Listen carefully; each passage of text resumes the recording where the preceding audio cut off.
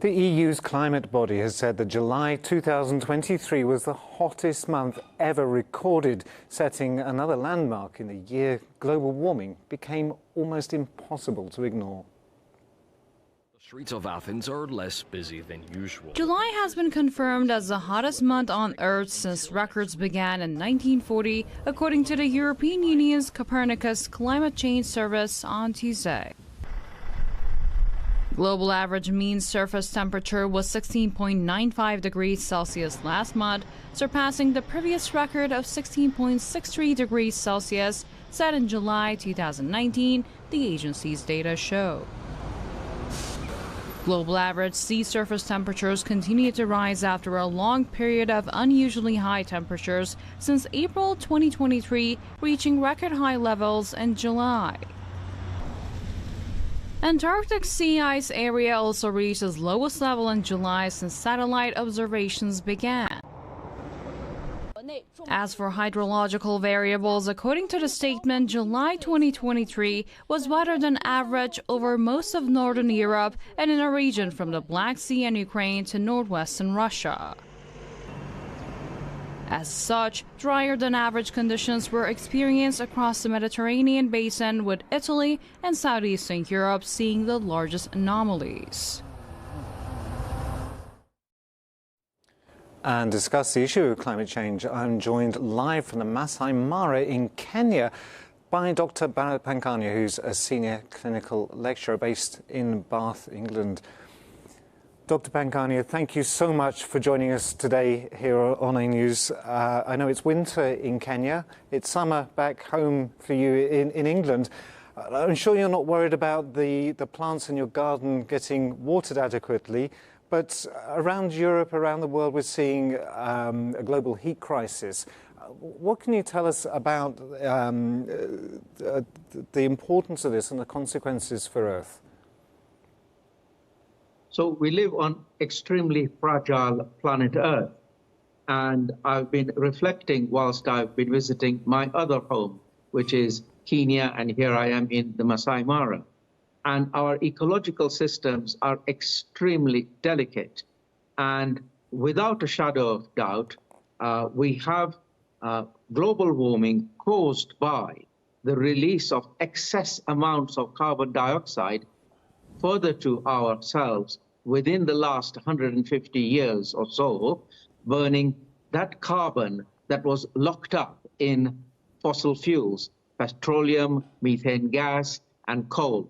So this is the consequence of releasing a lot of carbon dioxide in a short time.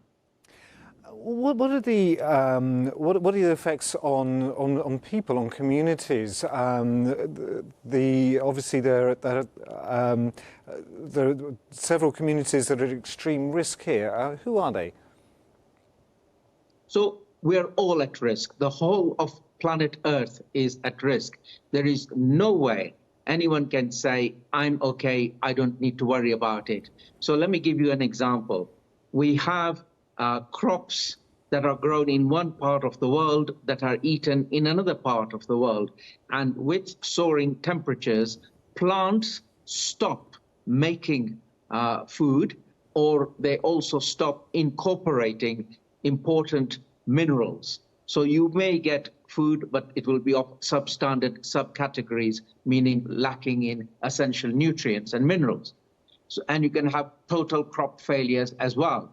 In addition to that, it is climate change. What we mean by climate change is not necessarily heating only. In some parts of the world, they will get a lot drier. Some parts of the world will get a lot wetter. Some parts of the world may experience a change in, for example, the Gulf Stream that applies to the United Kingdom. So if the Gulf Stream were to permanently change direction, the United Kingdom would be as cold as Nova Scotia in Canada is. And that would be unprecedented because suddenly you would have severe cold in a place that is usually quite warm. Right, and a moderate temperate climate can go to the worst. Now, obviously, normally we're talking to you in your capacity as a medical doctor, and you've given us great support and advice about the COVID pandemic. But this climate change issue has severe health implications as well. I imagine not treatable in the way that a pandemic was, but is it like another pandemic, do you see? Well, it definitely is a problem to come. And the problem is multifactorial. So from an infectious disease point of view, there are problems of climate change, whereby, for example, let us take Northern Europe, where I live. It's usually a cool place. Therefore, those mosquitoes that carry malaria, dengue fever, Zika virus are not present at the moment. But that is not to say that if we have continuous warm winters, that these mosquitoes will not establish themselves, and therefore you will have the emergence of malaria and other insect-borne infections in a country which never had them before.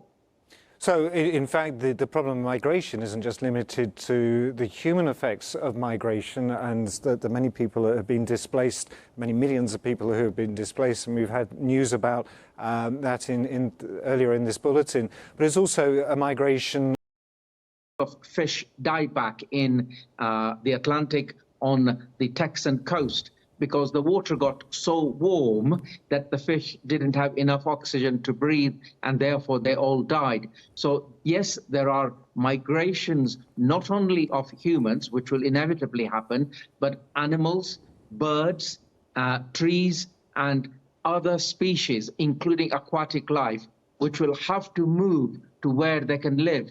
But if there is nowhere to live, or they cannot move, they will die off.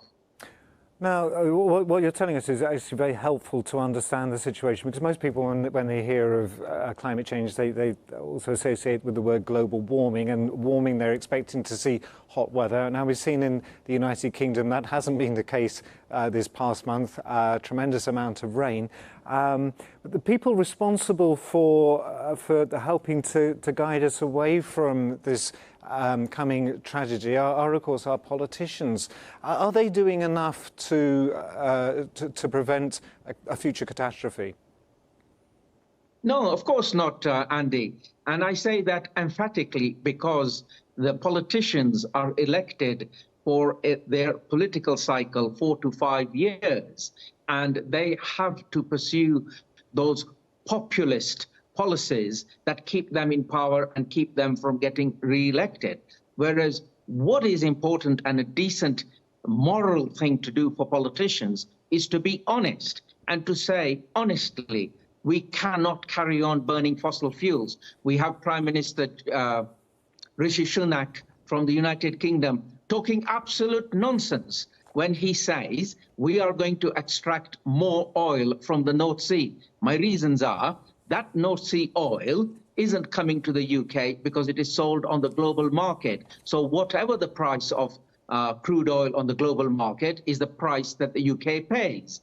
And just to keep on extracting rather than investing in renewables is morally absolutely wrong. And we have those politicians all over the world. We've had President Trump in the United States. We've had